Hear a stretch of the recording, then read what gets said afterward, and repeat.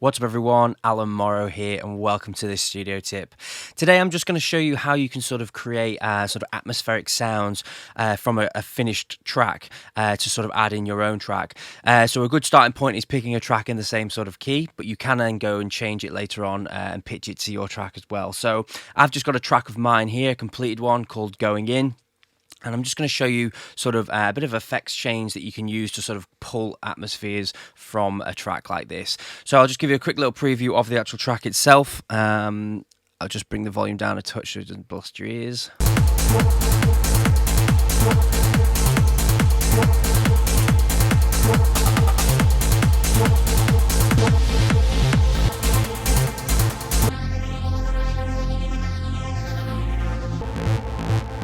So multiple different sections there we can pull atmospheres from. So what I'm just going to do on this is I'm going to come over here and I'm going to start to add in sort of a bit of an effects chain. So one of the first things I want to sort of add is probably an EQ. I'm going to sort of EQ out some of this low end here. So sort of get some of that top end frequencies there. And then we're going to come in and maybe add on a bit of an echo. You can add any delay setting of your choice. It doesn't have to be an echo. It can be any sort of delay, anything that sort of creates a bit of movement. I don't want you to concentrate too much on the exact settings that I'm using here. It's more about on the desired effect that I'm trying to go for. And the reason why I'm using the echo is to sort of just give that bit of extra movement and atmosphere to it. Another element that I'm going to add on, plug in, is going to be reverb. So I'll add on some reverb. What else can we sort of add on? Let's have a little look. We could maybe add a little bit of phaser. We could add another delay if we wanted. All these different things to sort of mess up this sound. Right, okay, so let's have a little listen to this. It's probably going to... It actually won't sound too bad because I've got the reverb on, but if I was to turn the reverb off, it would sound terrible because I've got so many delays on just the track. So I'll just give you a quick little listen, so bear with me a sec. A lot of sort of delay going on there. I'll turn that one off for now, but let's just concentrate on this one. So let's use a bit of a ping pong. Right, okay, and now let's turn the reverb on. Let's go 100% wet with this. Just going to turn this up a touch so we can hear it a little bit better.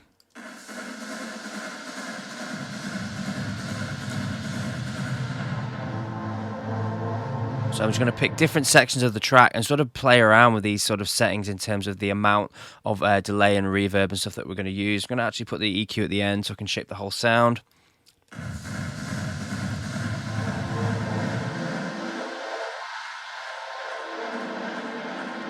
So to sort of set it back a little bit in the mix, we can...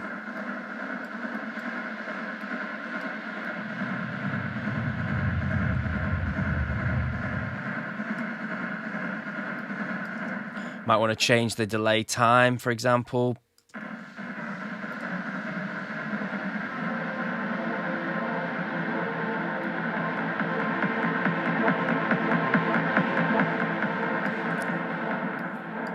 Sounds better with the reverb fully up.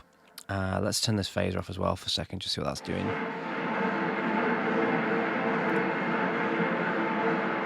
So once we've got a bit of sort of movement and sound in it, movement and texture and stuff like that in there, and atmosphere, we can then go in and we can start to then pitch this down or pitch it up, whichever way you want to go. I'm going to go down with it. So let's come down as an octave. And then we can start to get some sort of real nice sort of dark effects.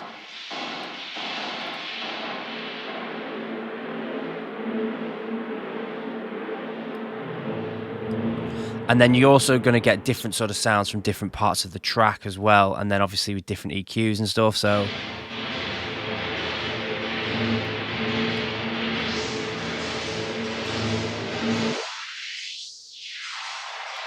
just take this off a little bit.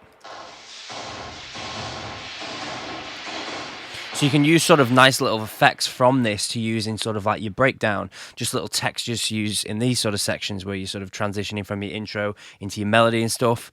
You can use them as little hits. It's just a good little way to sort of pull textures and atmospheres from, and as I say, you can keep going, changing the pitch of it, doing as much as you like with it, just really sort of messing the sound up and seeing what sort of cool sounds you get from it. So let's go down another octave, for example.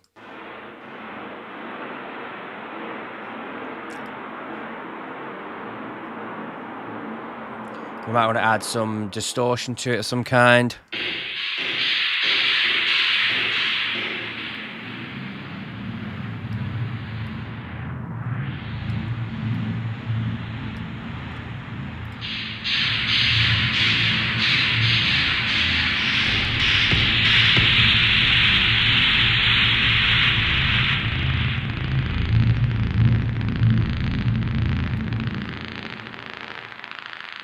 So you get some nice sort of textures there. Let's try adding another echo or delay on it.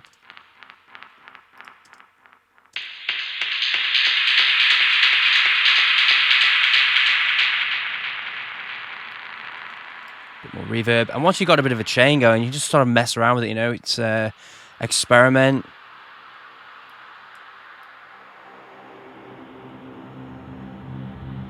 You might want stuff that's lower down the frequency range.